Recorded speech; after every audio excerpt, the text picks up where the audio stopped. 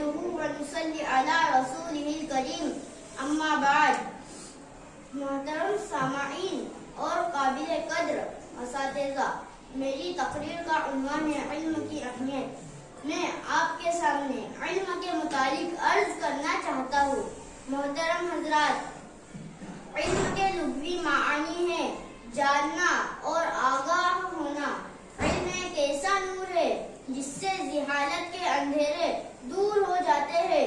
جس طرح باغیچے کی سجاوٹ پھولوں سے ہوتی ہے، اسی طرح معاشرہ و سماج اور وطن کی سج دھج اور خوبصورتی کا دار و مدار علم پر ہوتا ہے. قرآن پاک میں اللہ تعالیٰ نے سورہ رحمان میں ارشاد فرمایا، الرحمن علم القرآن خلق الانسان علمہ البیان. ترجمہ: نہایت مہربان اللہ تعالیٰ نے اس قرآن پاک کی تعلیم دی ہے. اسی نے انسان کو پیدا کیا اور اسے بولنا سکھایا. ہمارے پیارے نبی حضرت محمد صلی اللہ علیہ وسلم خدا تعالیٰ کی طرف سے جو پہلے الفاظ نازل ہوئے، ان میں سب سے پہلا لفظ تھا اقرا، یعنی پڑھ. یہی علم کی خشت اول تھی جس پر انسان کی کامیابی اور تعلیم و تربیت کی عمارت کھڑی کی گئی، اور یہی نور اولین کی وہ کرن تھی جس کے ذریعے انسان کے ذہن اور دل روشن ہو گئے. قرآن پاک میں علم حاصل کرنے کے لیے چھوٹی یا بڑی عمر کا بہانہ نہیں بنانا چاہیے. محترم حضرات، ہمارے پیارے نبی حضرت محمد صلی اللہ علیہ وسلم خدا تعالیٰ کی طرف سے جو پہلے الفاظ نازل ہوئے، ان میں سب سے پہلا لفظ تھا اقرا، یعنی پڑھ. یہی علم کی خشت اول تھی جس پر انسان کی کامیابی اور تعلیم و تربیت کی عمارت کھڑی کی گئی، اور یہی نور اولین کی وہ کرن تھی جس کے ذریعے انسان کے ذہن اور دل روشن ہو گئے. کسی شاعر نے یہ خوب کہا ہے، علم کی دھن جسے لگی ہی نہیں، علم کی دھن جسے لگی ہی نہیں، سچ تو یہ ہے وہ آدمی ہی نہیں. علم کے ذریعے آدمی ایمان و یقین کی دنیا آباد رکھتا ہے، بھٹکے ہوئے لوگوں کو سیدھا راستہ دکھاتا ہے، برے کو اچھا، دشمن کو دوست، اور دنیا میں امن و امان کی فضا پیدا کرتا ہے.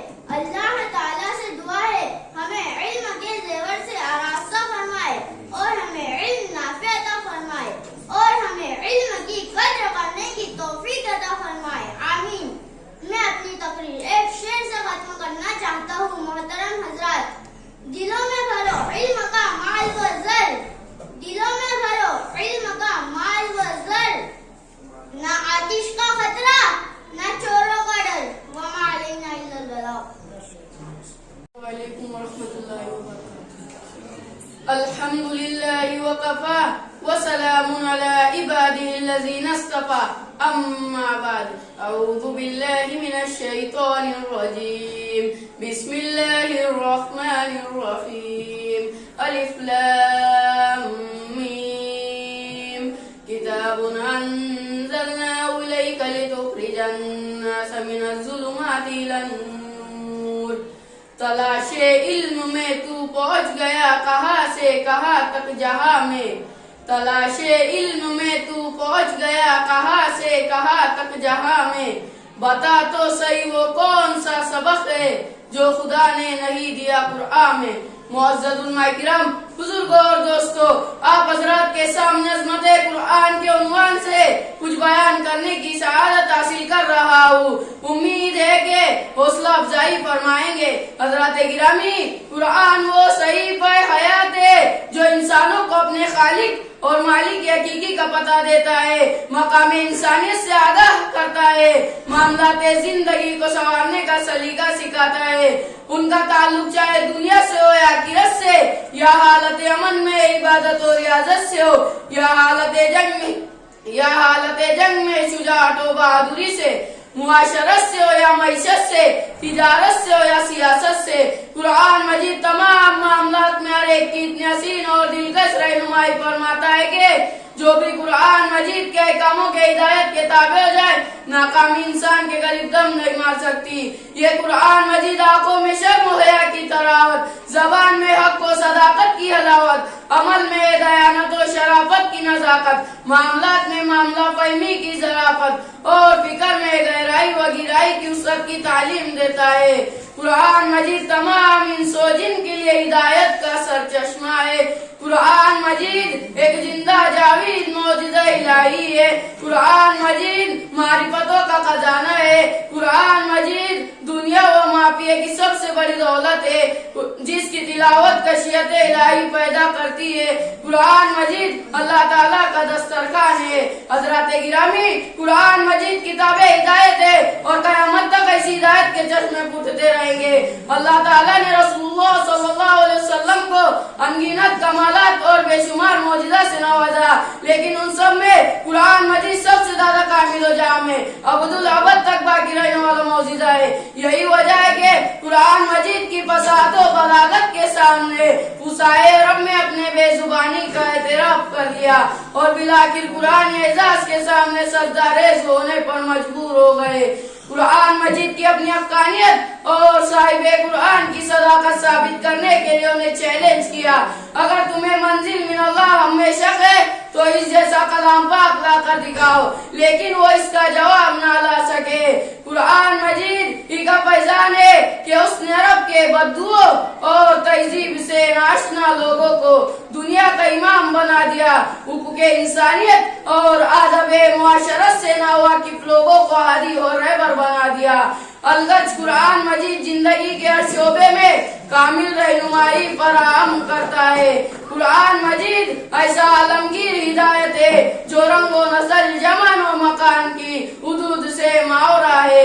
ہر زمانہ اور ہر قوم کے افراد اس سے یکساں مخاطب ہے. جن لوگوں نے قرآن مجید کی صدا پر لبیک کہا وہ دنیا کے امام بن گئے، مگر جو لوگ قرآن مجید کے دامن میں آنے کے لیے تیار نہیں ہوئے جہالت ان کے نام کی شناخت بن گئی. اور وہ زمانہ جاہلیت ہے جو قرآن نظام اختیار کرنے کے لیے تیار نہ ہو. یہی وجہ ہے کہ رسول اللہ صلی اللہ علیہ وسلم نے فرمایا، قرآن والو قرآن کو اس طرح پڑھو جس طرح اس کے پڑھنے کا حق ہے.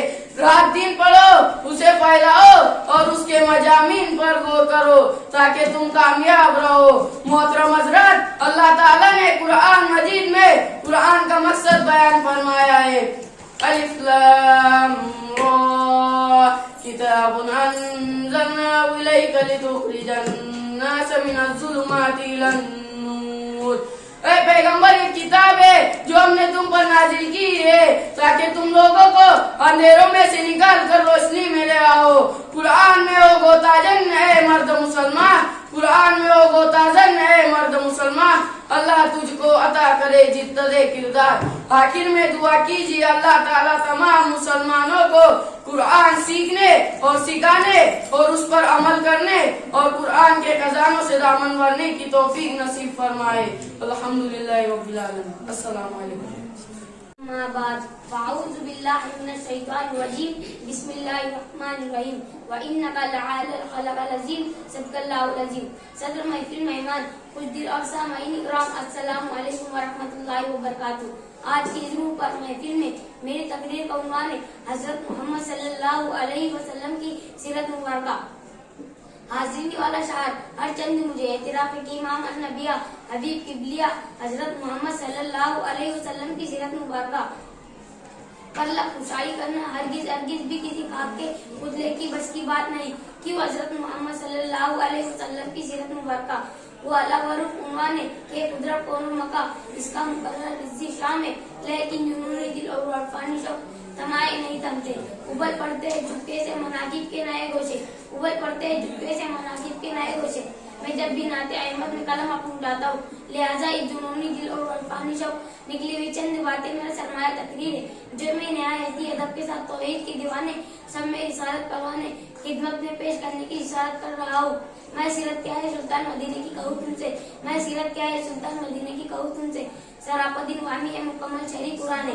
جی ہاں محترم حضرت، یقیناً حضرت محمد صلی اللہ علیہ وسلم کی سیرت ازاولتا آخر قرآن کریم تفسیر حدیث اور ایمان کی ترجمانی ہے۔ ملا حاضی کالے سیرت کے چند ضروری نکات دیکھیے۔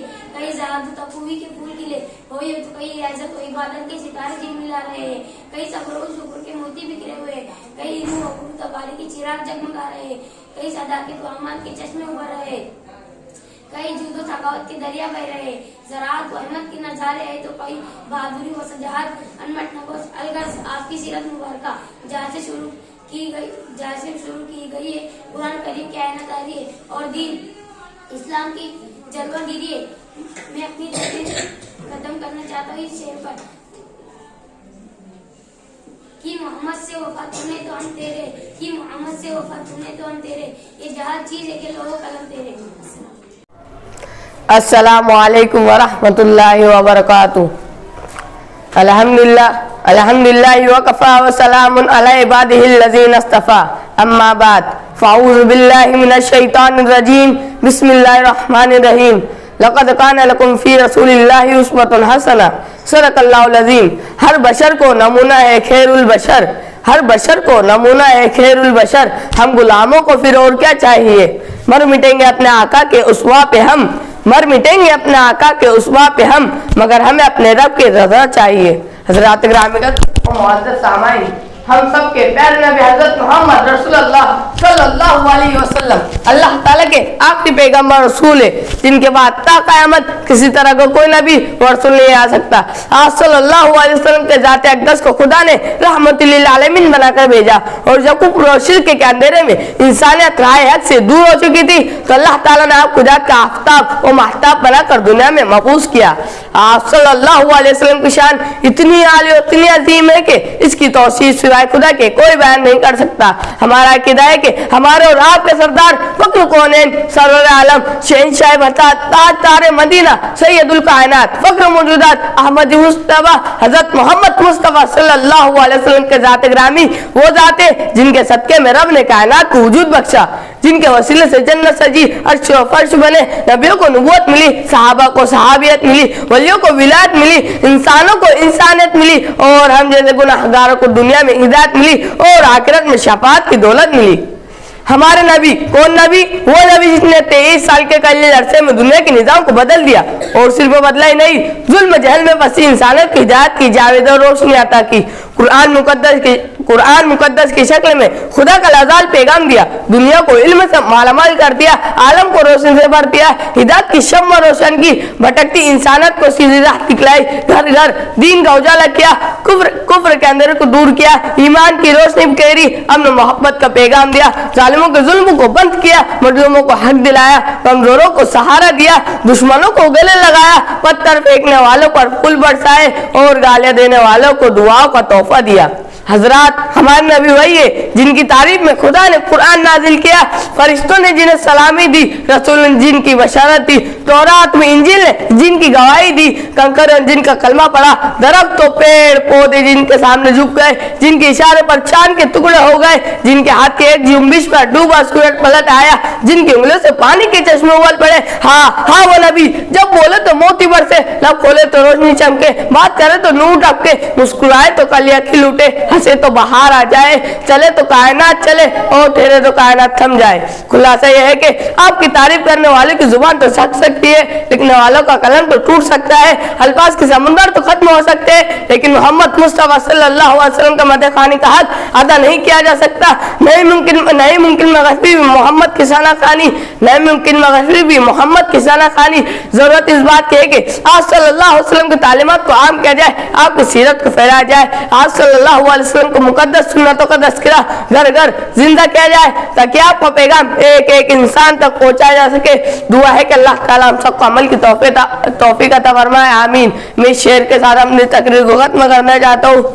مشکل تھے راستے آسان ہو گئے، مشکل تھے راستے آسان ہو گئے، دشمن یہ دیکھ کر حیران ہو گئے، رکھا میرے نبی نے جب زمانے میں قدم، رکھا میرے نبی نے جب زمانے میں قدم، پتھر بھی کلمہ پڑھ کر مسلمان ہو گئے۔ وآخر دعوانا الحمدللہ رب العالمین۔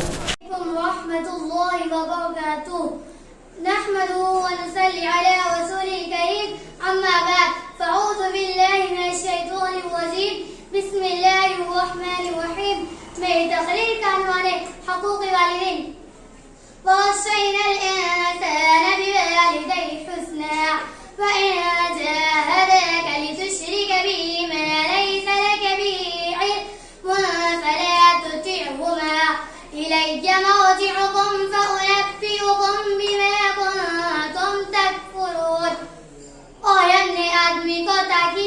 अपने माँ बाप के साथ भलाई की और अगर वो तुझसे कोशिश करे कि तू मेरा शरीक ठहराए जिसका तुझे इल्म नहीं, तू उनका कहा ना मान। मेरी ही तरफ तुम्हारा फिरना है तो मैं बता दूंगा जो तुम करते हो। कुरान पाक की ये आयत खास से मंजर में नाजिल हुई।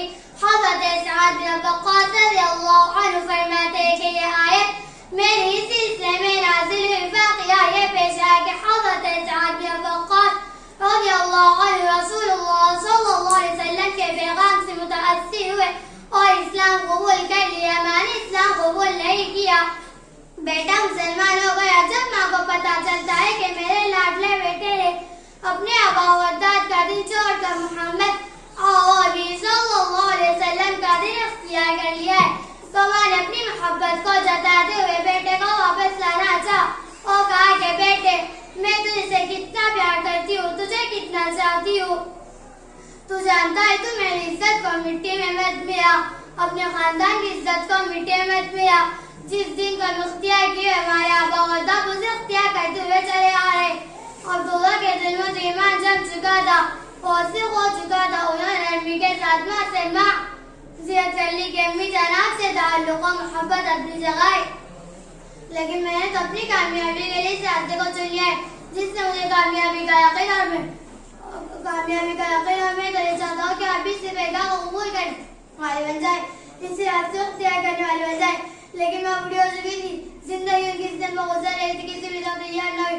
आखिर में उन्होंने बेटे को धमकी दी और कहा कि अगर तुम मेरी बात नहीं मानेगा तो मैं कामयाबी छोड़ दूंगी, घर से बाहर निकल जाऊंगी, पूरे आसमान की जिंदगी हो जाऊंगी, यहाँ तक कि मर जाऊंगी।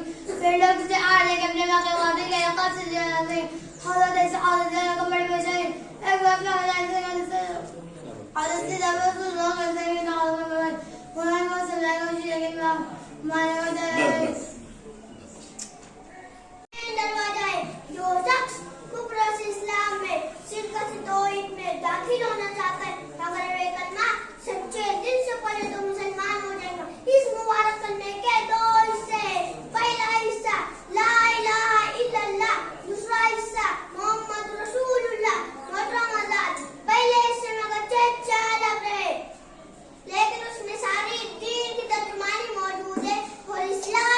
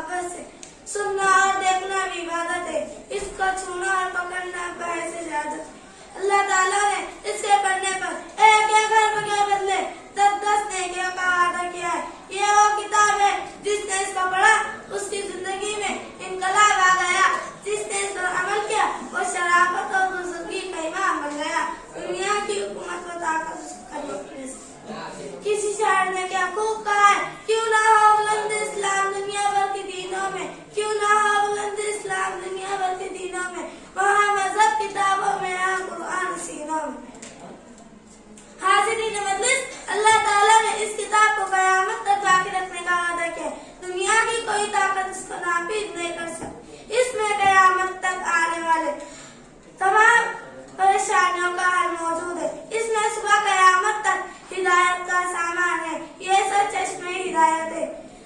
दोस्तों, अगर हम दुनिया और आखिरत की कामयाबी चाहते हैं तो हमको कुरान से वाबस्ता होना होगा। इसके अहकामात और तालीमात पर हमको चलना होगा। इसके एक एक हुक्म पर अमल करना होगा। इसलिए मेरे दोस्तों, इसको अपनी जिंदगी में लाइए, इसकी तिलावत को हमेशा का मामूल बनाइए, अपने आप को पुरानी तालीमात से रोशनास कराइए। अल्लाह ताला हम सबको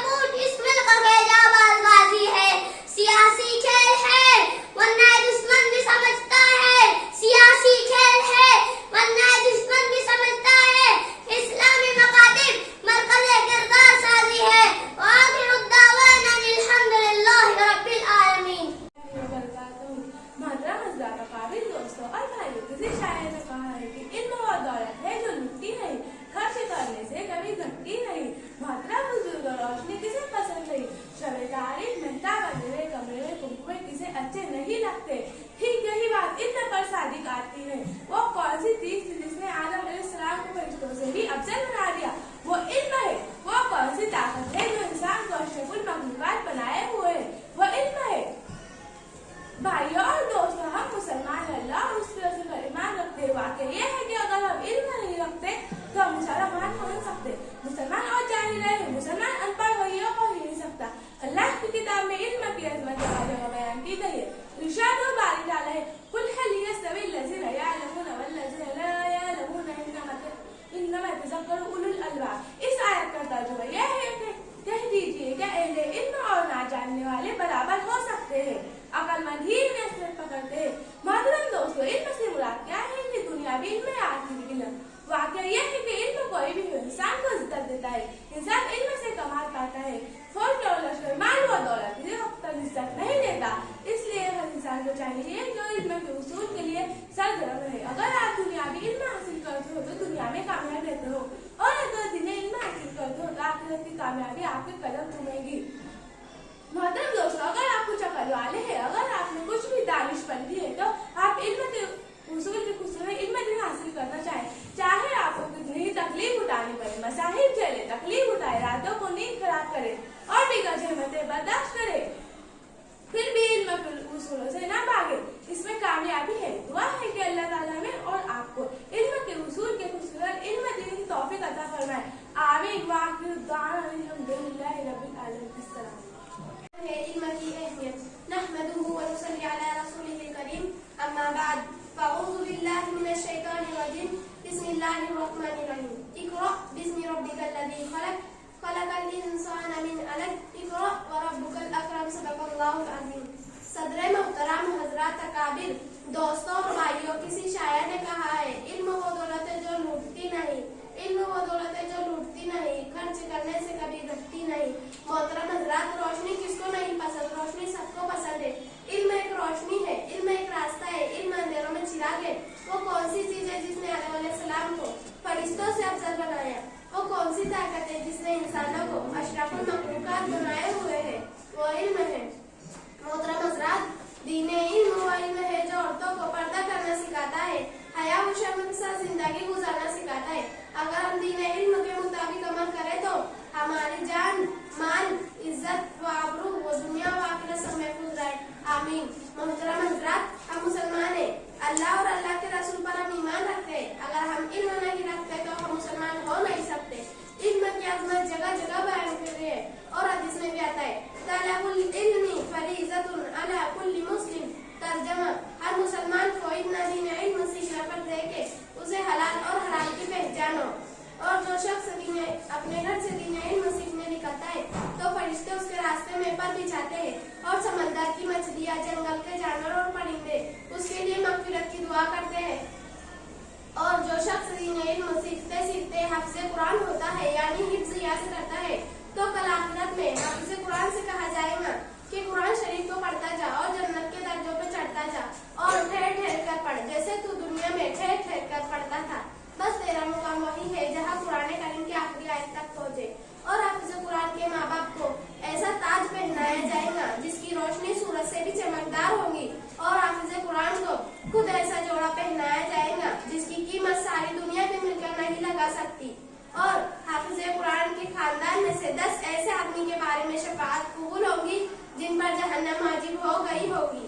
अल्लाह हमें कुरान करीम पढ़ने और उसको हिफ्ज़ याद करने और उस पर अमल करने की तौफीक नसीब फरमाए। आमीन। इस शेर के साथ अपनी तकरीर को खत्म करती हूँ। ये मदरसा है तेरा महकदा नहीं साथी, ये मदरसा है तेरा महकदा नहीं साथी, यहाँ की खाक से इंसान बनाए जाते। अस्सलाम वालेकुम व रहमतुल्लाहि व बरकातुहू। अऊज़ु बिल्लाहि मिनश शैतानिर रजीम। बिस्मिल्लाहिर रहमानिर रहीम। ज़ालिकल किताबु ला रैब फीह।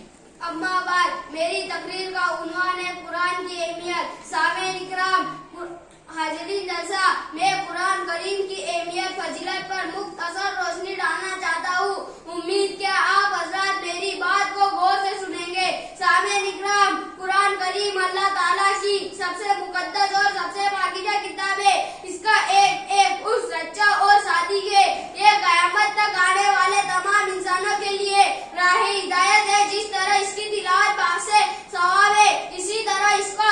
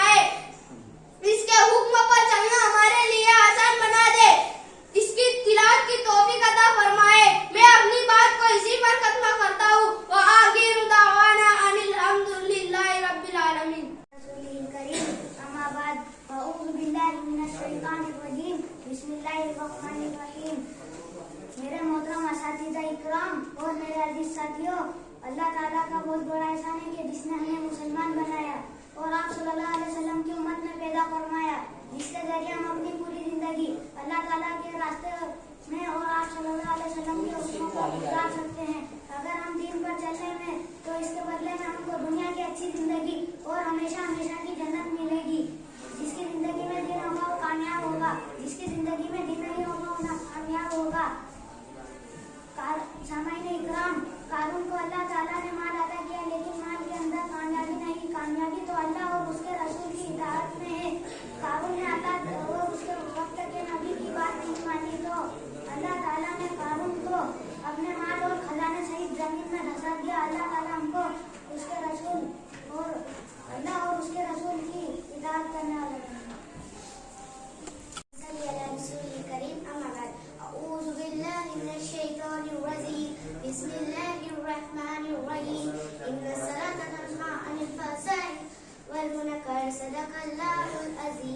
जनाब सदारे जलसा हाज़रीन मस्जिद, अस्सलाम वालेकुम वरहमतुल्लाहि वबरकातुहू। आज की इस बाबरकत जलसे में नमाज की फजीलत बरकत के अंगार पर मुख्तसर तकरीर करना चाहती हूँ। दुआ करें अल्लाह ताला से मुझे सही बोलने की और हम सबको इस बात पर अमल करने की तौफीक फरमाए, आमीन। मैं एक शेर से अपनी तकरीर को शुरू करती हूँ। पर नमाज पंजगाना ना कर कोई बाना, पर नमाज पंजगाना ना कर कोई बाना, क्योंकि इसी में ये तेरी जन्नत वरना जहन्नम होगा तेरा ठिकाना। मोहतरम हजरत, ये बात बिल्कुल जाहिर है कि अल्लाह ताला ने इस्लाम के फर्ज और अहकाम का हुक्म जमीन पर नाजिल फरमाया, ज़कात का हुक्म जमीन पर नाजिल फरमाया, हज का हुक्म जमीन पर नाजिल फरमाया। लेकिन मुझे कोई बताएगा कि नमाज का हुक्म कहाँ नाजिल फरमाया?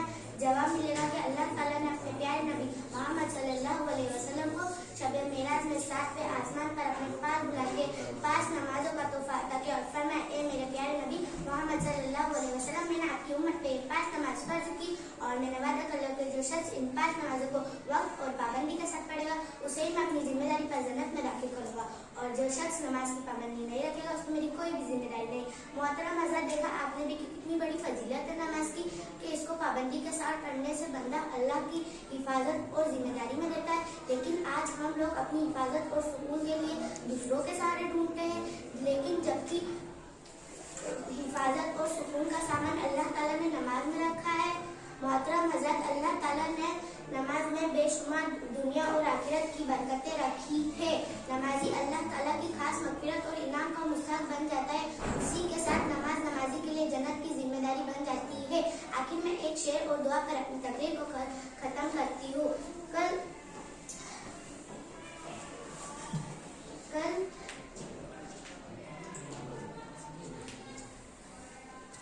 चलिए बस।